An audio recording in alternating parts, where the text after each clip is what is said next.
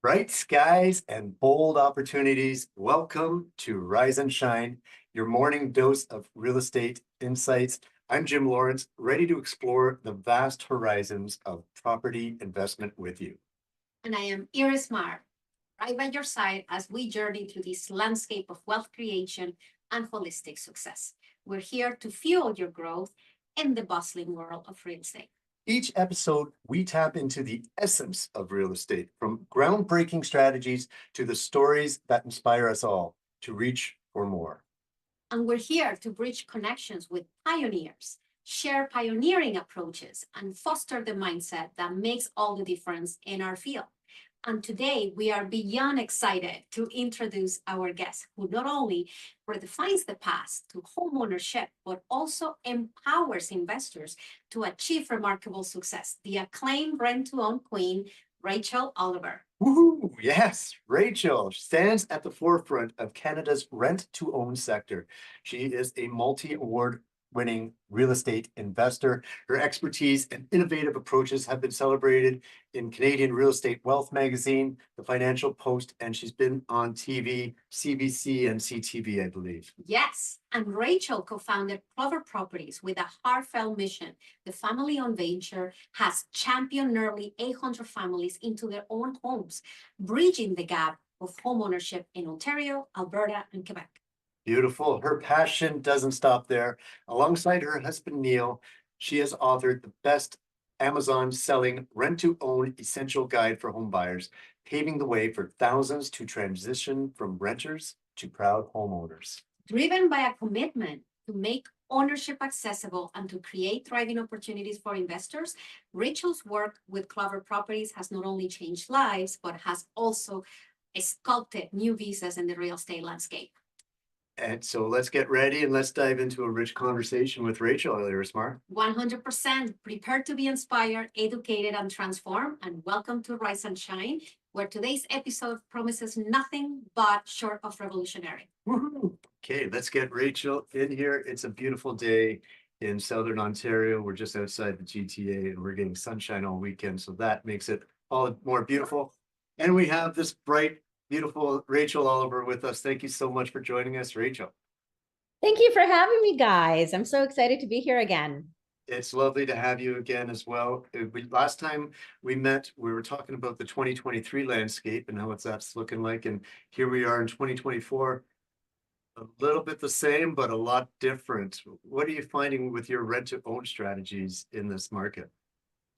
Well, I think the rent-to-own strategy is a little bit different than a lot of the other strategies because, in other types of real estate, we're thinking about properties and we're thinking about areas and we're thinking about renovations. With rent-to-own, we're really focused more on the people. It's the people that we're serving. We're solving a problem for people who can't get a mortgage with the banks. And, they have 5% down, they have great incomes, and they don't want to go back to renting if the bank turns them away. So we ultimately look at what can they afford, and we help them find a home in their price point. And when we run the numbers, we're running the numbers based on what interest rates we're getting to hold that mortgage. So for us, rent to owns work in any market. What's better is that as interest rates come down, we can help more home buyers because their affordability increases. Whereas before we had, a lot of people wanting to get in, but they just couldn't handle the monthly payments. Even though their income supported it, I think mentally people couldn't get over having to pay that much. They just, when you're renting, you don't understand the dynamics of rent payments versus mortgage payments. And rent to own is, more like a mortgage payment. So there was a bit of a learning curve, but now we're seeing, interest rates coming down and more people who still can't qualify with the banks. But more people can afford it. So we have been flooded. I would say right out of the gate, we've been flooded with way more applicants this January compared to last January. Wow. And I love that about the strategy that you have. It sounds more like relationship building rather than just a one-off. Here's the deal, walk away, and maybe we'll see you and hear from you in 5 years or something like that. This is more of a building a relationship and making sure there's a right fit for you and the potential homeowner. Jim, you're bang on. Rent to own is really about relationships. It's not as much of a transaction. It's a midterm investing strategy. We're in this relationship with these home buyers or would-be home buyers for 3 or 4 years. And I know that some investors might think, oh, I thought rent to own was a set it and forget it kind of a strategy. And, you know, once you help the people find the home, they move in and they look after maintenance, they look after repairs, you know, they focus on making the payments and you never hear from them. Fast forward 3 years, they magically buy the property, you cash out and you pocket your, 25 whatever % rate of return per year. That's not quite how it worked. We learned this 15 years ago when we dabbled with rent owns thinking, oh yeah, it's going to be that set it and forget it thing. It's not. I mean, at the end of the day, the home buyers that we're helping have some, challenges in terms of how to handle their credit, how to maybe manage their budget. They're also coming back from some sort of a setback, maybe a divorce, maybe a consumer proposal or a bankruptcy, maybe a health scare, or maybe they're just new to the country. So they need a little bit of guidance, and that's what we tuned into. So we provide that guidance for them from the day that they move into the rent-own process. When they move in, they need a little bit of hand-holding, and magic happens because that relationship forms, and that relationship creates accountability. And when they're accountable, well, guess what? They stick to the contract better. They make payments on time and they reach that finish line as intended. So there's definitely a lot of relationship-oriented pieces to the rent-to-own strategy. And with some of these people with the difficulty of getting approved in the beginning, what you mentioned a bunch of things there that they can do, but is there a long period where they have to get sort of their ducks in order to be able to make it to the next step with you, or do you refer them to another area first to get those ducks in order? Well, it depends. So if they have the income and the down payment, they can go straight into the rent-own process. And then during the rent-own process, we will help them rehabilitate whatever ducks need to be rehabilitated. We almost create a customized path for them. And in some cases, they just need to pay down some debt. And they just need to do it regularly. In some cases, if they're self-employed, they just need to report more income, and they need to make sure that they're connecting with their accountants and strategizing about how they're going to do that incrementally over the 3-year rent-to-own term. There's some strategies at play, and sometimes they have an accountant relationship that they trust, and in other cases, they need to be referred out. So yes, we become their guide. We become their resource. So wherever they're lacking, we try to fill in the blanks, because obviously they're in the situation because they just don't know what they don't know. And we're happy to help. That's actually beautiful because you're really showing the processes from the beginning all the way to the end and transition. Because if you're making this commitment to get your home for the first time and getting yourself into a position that you can afford it at the end of the program, you don't want to falter. And you almost account as your accountability partner. Yes, you're providing the resources, but you are that accountability partner to them. Like, okay, no, where did you fall this month or this year? Like, you got to still keep on track, right? You're bang on. And that is actually a huge distinguishing factor of, tenant versus rent to owner. Rent to owners are invested financially. They come to the table not with first and last month's rent, but with $30,000, $40,000, $50,000 of their hard-earned money. And we really get that. We value that, we respect that, and we want them to keep it. We don't want them to lose it, because in a rent to own, one of the appeals I think a lot of investors had was that, in a rent to own, if they, miss a day of a payment, I get to kick them out and I get to keep their $30,000.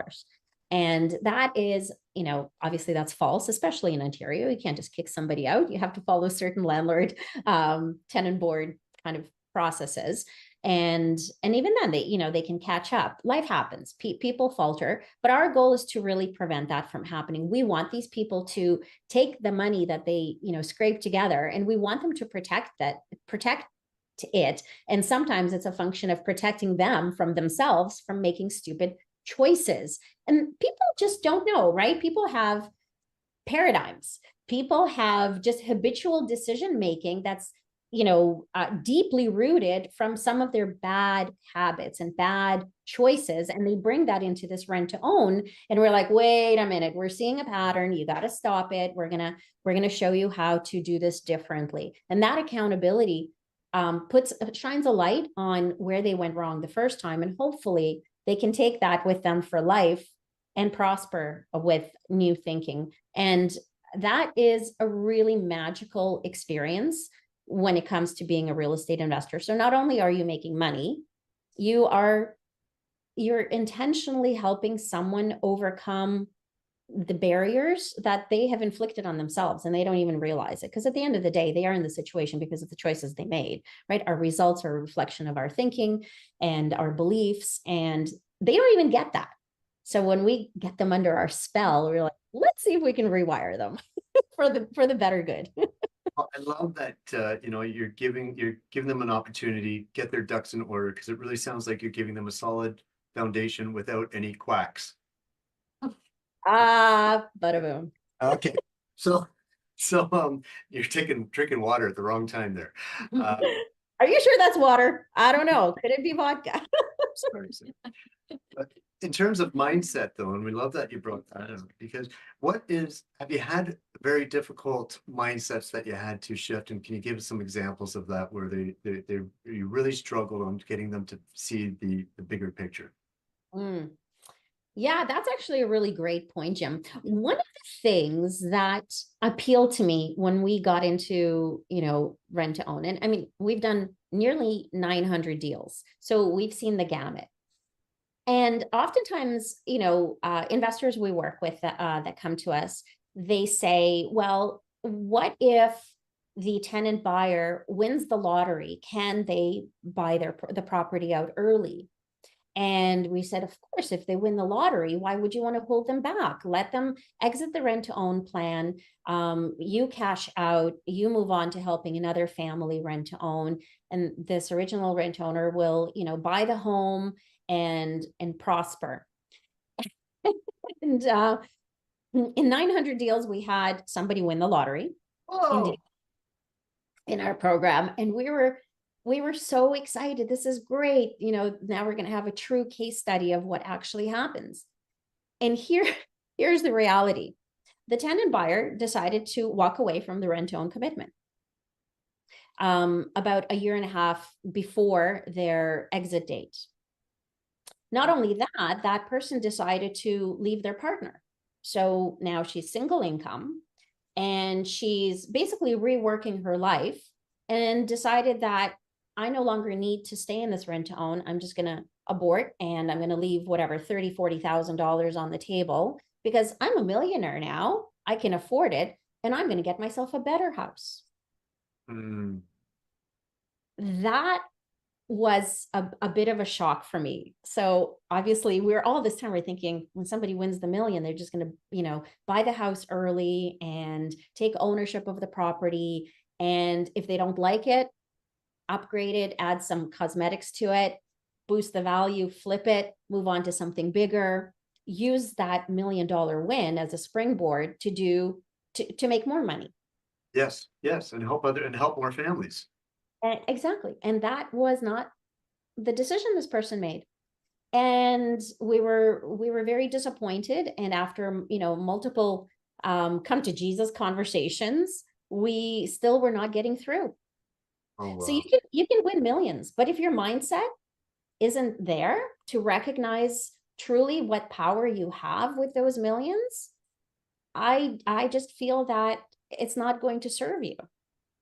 And who knows where that person will end up. I wish them well, but based on even the guidance that we were offering, that person just was not willing to receive it.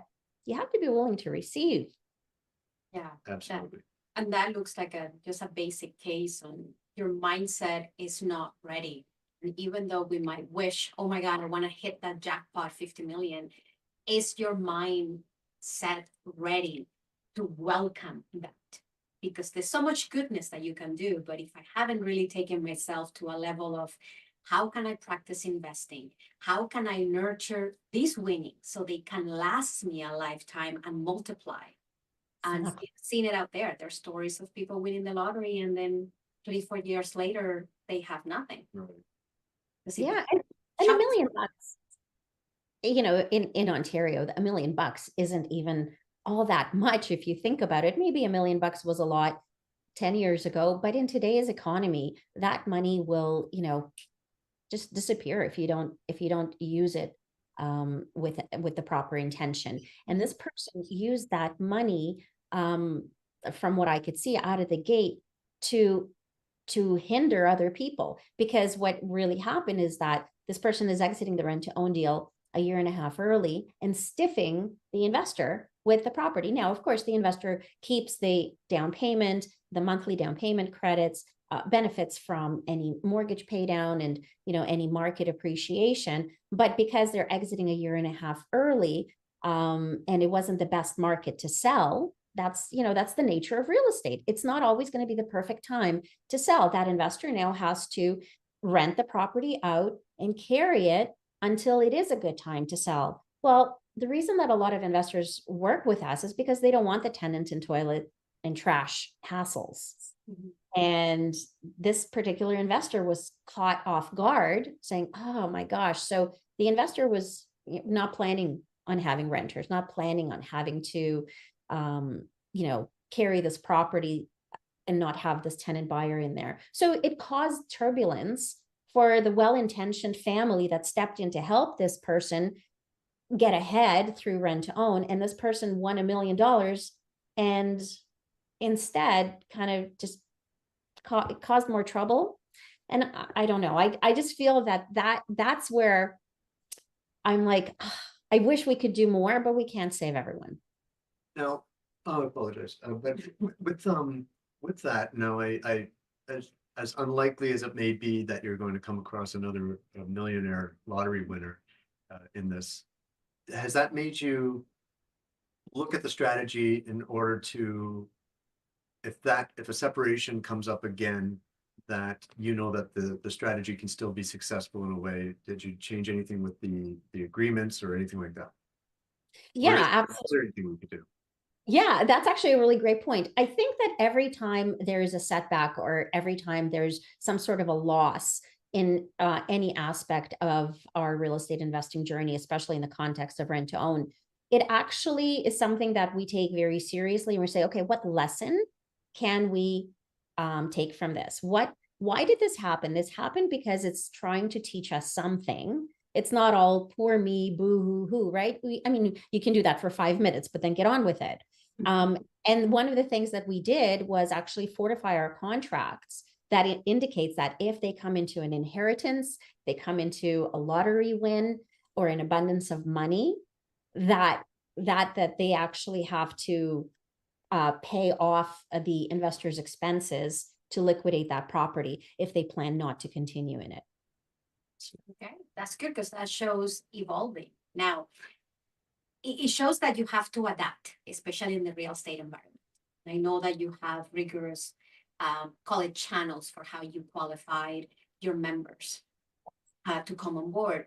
But how this particular individual maybe have you tweak your criteria for qualification? Because she clearly would have met the criteria and gone through the steps, but yet it's at the moment of the inheritance and winning that the true mindset comes out and there was no way of reverting.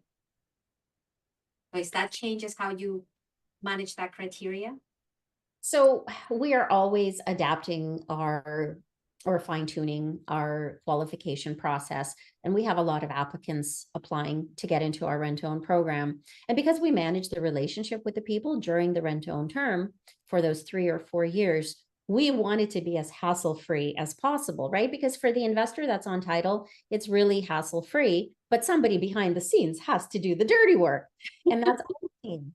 And our team, you know, doesn't want to do the dirty work. We'd rather spend more time bringing more people into the program rather than getting bogged down with people who are, you know, going sideways while they're in the rent to own. So we're always tweaking our criteria to make sure we're bringing in better quality rent to owners. So one of the things that is different going into 2024 is how we're looking at business for self. people who venture into side hustles or take on businesses oftentimes underestimate how challenging it could be to wear all the hats. You know, you might have a great cushy job, but you're not wearing all the hats. You're not the marketing person, you're not the accounting person, you're not the salesperson. You just have your own expertise. And then when you go into your side hustle, you realize that you have to be good at so many things. And oftentimes they are disappointed in how difficult it is. And the I guess the earnings that they had anticipated they will get fall, they start to come down. And then their affordability and ability to keep up with the monthly payments starts to, get a little wobbly. So business for self has definitely been something that we've identified could be a little bit more shaky. So we need to fortify how we screen those people. And then when they're in our program, we're also taking other steps to support them because they need slightly different hand-holding during the rent to own term than someone who is working for Canada Post or someone who's working for a local, local hospital. Because we have a lot of teachers and nurses and law clerks who are going through our rent to own program. And they need slightly different guidance than someone who thinks that they can succeed in business by themselves. I love that they find a way to adapt. And I mean, there's so many business for self or entrepreneurs, sole proprietorships that have started since last few years, since COVID. So that makes it a lot more difficult, but good for you that you're looking at ways to adapt to accommodate them, but just be more accommodating them in a way that they're going to be protected as well as you, of course, and with your strategy. Now, with that, there's a lot of people that have been interested in real estate investing over the past few years. I think the area has really ballooned. And a common theme I hear from a lot of new people, and I think this is part of the conditioning that they've had from their parents and their parents' parents, is that rent to own is an expensive strategy. How do you counter that type of argument? That's a really great point. And I think it really is anchored in misinformation, miseducation. People don't know what they don't know. And their default is, yeah, it's an expensive strategy. So just to clarify, Jim, you're referring to the monthly payment component that people think, oh, monthly payments in rent own are really high for the home buyer? I was having I was watching an interaction between a new realtor and their clients, and the RTO strategy had come up, and the realtor just said, "Ooh, that can be very expensive." And I thought, well, I know somebody that does it right, but I wanted to hear their argument. So it's just something that you hear, it gets thrown out, and I don't even think they know what they're talking about. It's just something that they've heard repeatedly down, over generations. Yeah, it's insane how people just pick up some hearsay and that becomes their default belief, right? Rather than saying, okay, question whether or not that default belief is anchored in anything intelligent versus just hearsay. And we get this a lot, as not to knock real estate professionals, but I think real estate professionals are the ones that are out there the most, that are almost unintentionally spreading this misinformation.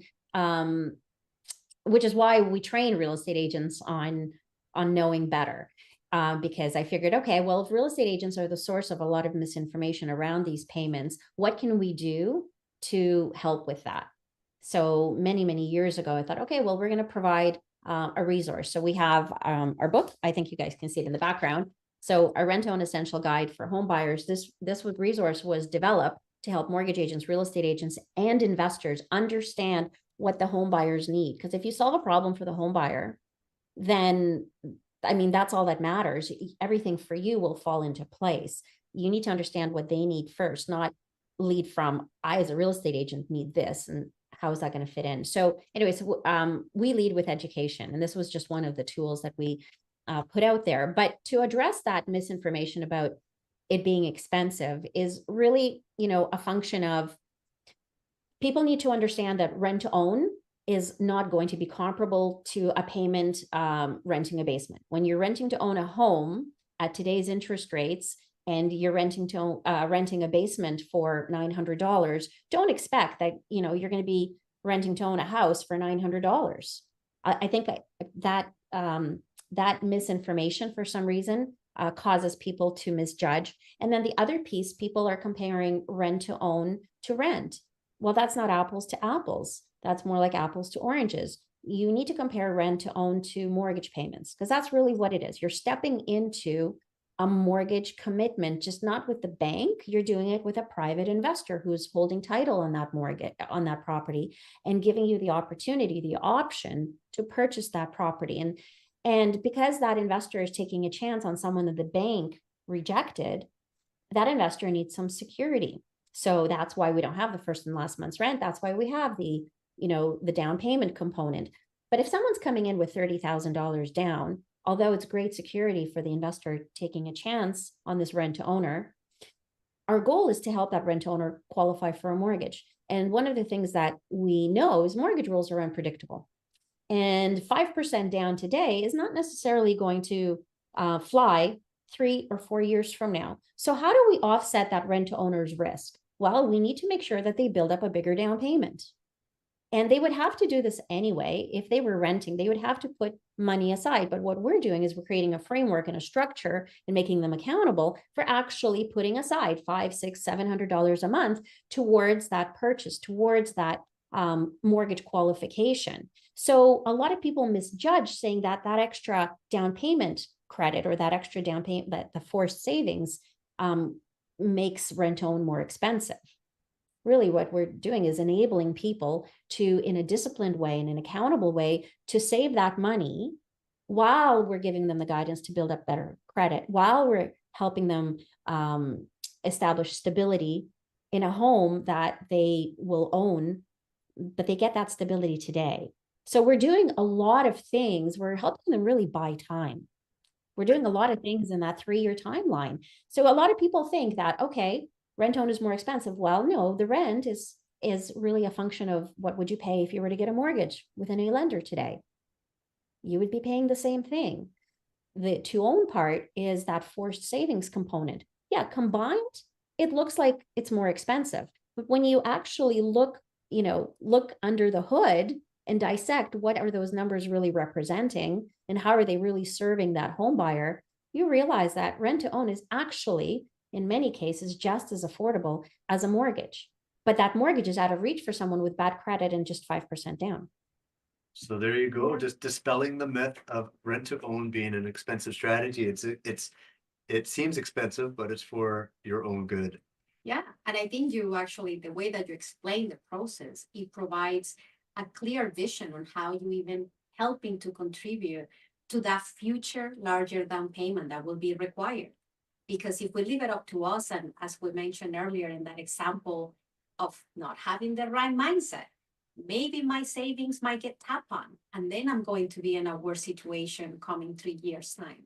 So I think I love that component of the structure. Rachel, thank you for sharing that, because it really helps demystify that aspect. No, look at the whole picture. Ask for the breakdown. Exactly.